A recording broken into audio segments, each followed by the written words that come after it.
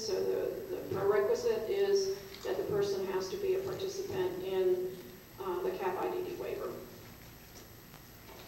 Everything that I've indicated as part of self-direction, of course, has to be addressed and included in an approved person-centered plan.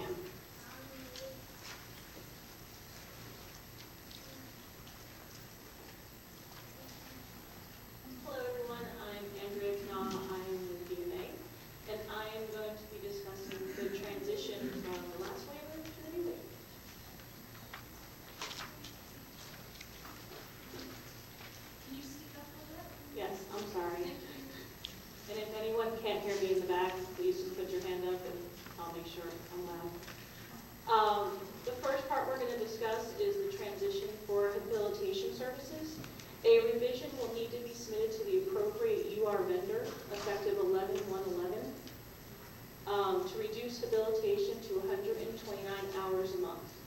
This means if you have a person right now who is receiving a combination of habilitation services, that together they cannot exceed 129 hours a month of habilitation services.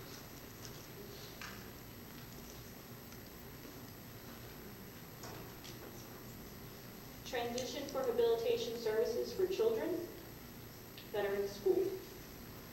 A revision shall be submitted effective 11/1/11 to reduce habilitation to 20 hours per week, which, to clarify what per week means, is Sunday through Saturday, while school is in session.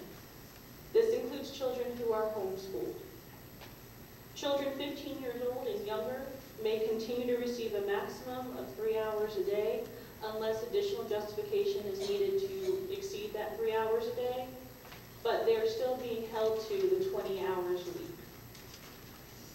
And again, just to go back from previous slides, this does not include any adults that are participating in continuing education classes.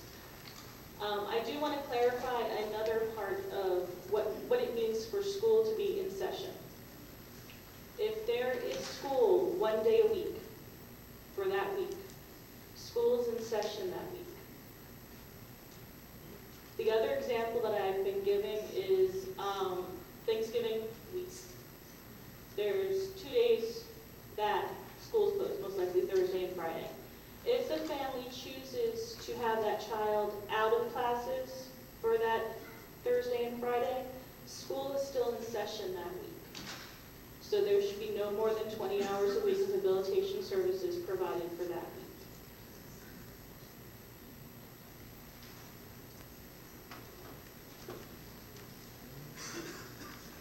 Transition for enhanced personal care. If enhanced personal care is in place because of behavioral issues, or after hearing the new service definition, it does not appear that that service is appropriate, please submit a revision effective 11/1/11 requesting personal care services. At this time, if there is a need, you can ask for additional units of personal care, but please make sure the plan addresses why you're asking for an increase in services.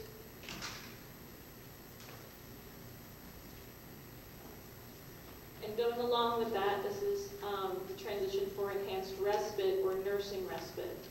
Again, with enhanced respite, if now hearing the new service definition, the person that the case manager is writing the plan for no longer meets that service definition, please submit a revision for respite, which is now going to be called community respite. It used to be called non-institutional. It has been changed to community respite. This also goes along with nursing respite. Since that is no longer going to be a service that's going to be offered, you're going to need to submit a revision requesting community respite. When these revisions are submitted to the appropriate UR vendor, please be clear about how much respite has been used and how much is being transferred. This will save everybody a lot of phone calls and make the revision process a lot smoother. I know that everyone's going to be sending in a lot of revisions. And this will be, where you want to note this would be on your cost summary, both in the units and in the comment section, along within the plan, so there's no guessing. So just If you are authorized the full 576 hours for the plan year, 200 hours have been used. Therefore, you are going to be transitioning 376 hours to either, well, to only community respite.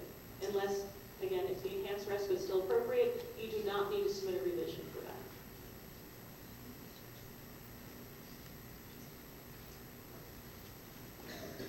Home supports. Home supports will not be included as a service in the 2011 CAP IDD waiver. The reasons why, and again, some of these reasons also came across from the public comment, is that respite would not be able to be provided on the same day if home supports was in place. In some situations, it was leading to situations that were similar to a one-person group home. And it was not providing services within the spirit of the waiver and including people as being part of the community.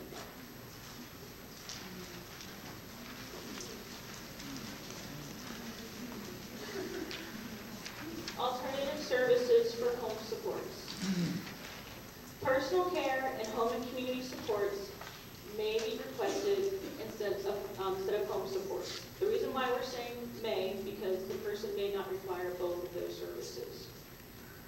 Family members whose adult child receives, family members who have an adult child that receives services may provide up to 40 hours a week of services that have been authorized.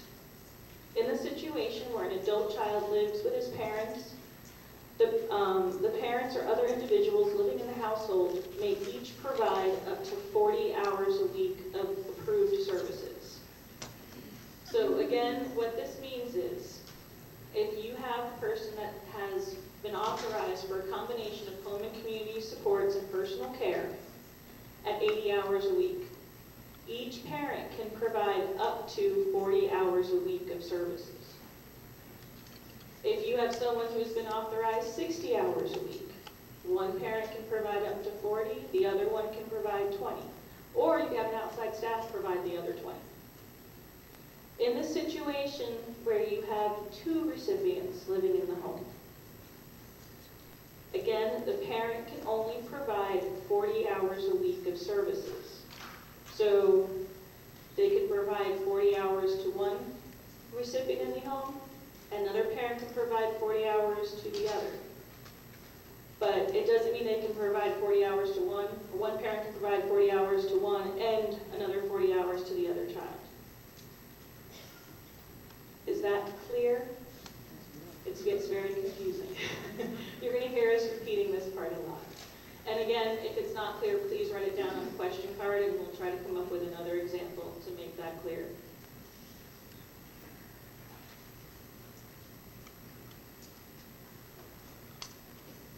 Transition for home supports continued. A revision will need to be submitted effective 11/1/11 for home and community supports and personal care, again, if it's appropriate. Other services may be requested at this time, such as adult day health, day supports, but the family member cannot provide that service or those services. The revision submitted needs to support the level of care requested. The other way I can say this is, if you have someone who is receiving home supports level 1 and now is requiring more intensive care than what they were requiring before, please make sure that you submit the justification for that change in service. And again, the home and community must be provided within the 129 hours per month limit. And that actually should state the habilitation services. So if you have someone right now who's receiving home supports, along with 30 hours a week of day supports, they can continue to receive the 30 hours a week of day supports, but when you submit that revision, you're not going to be requesting any other habilitative services.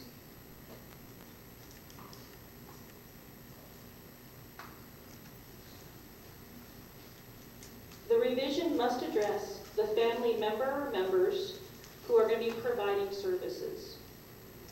The services that they will be providing, and the total hours per week that they will provide you services.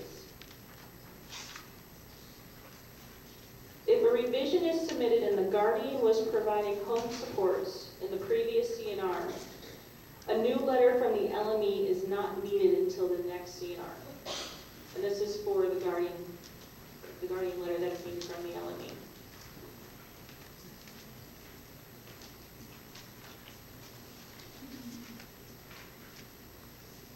The transition from home supports to personal care and home and community supports will be based on multiple factors. The NC SNAP, which will determine personal care hours per month, any reported changes to the recipient's needs, the home supports level, and other habilitation services that they're receiving. Again, what was stated earlier, if, based on the NC SNAP, the person needs 80 hours per month, but based on health and safety, they need more hours. Please make sure the plan justifies that more personal care hours are needed.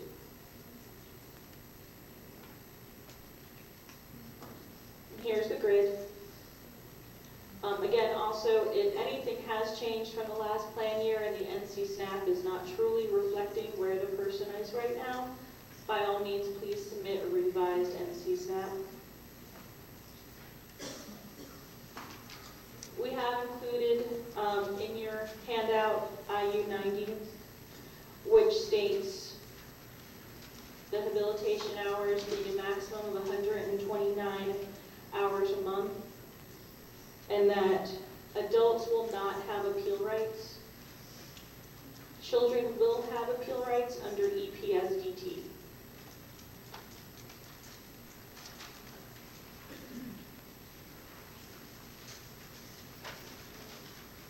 And that continues. There we go.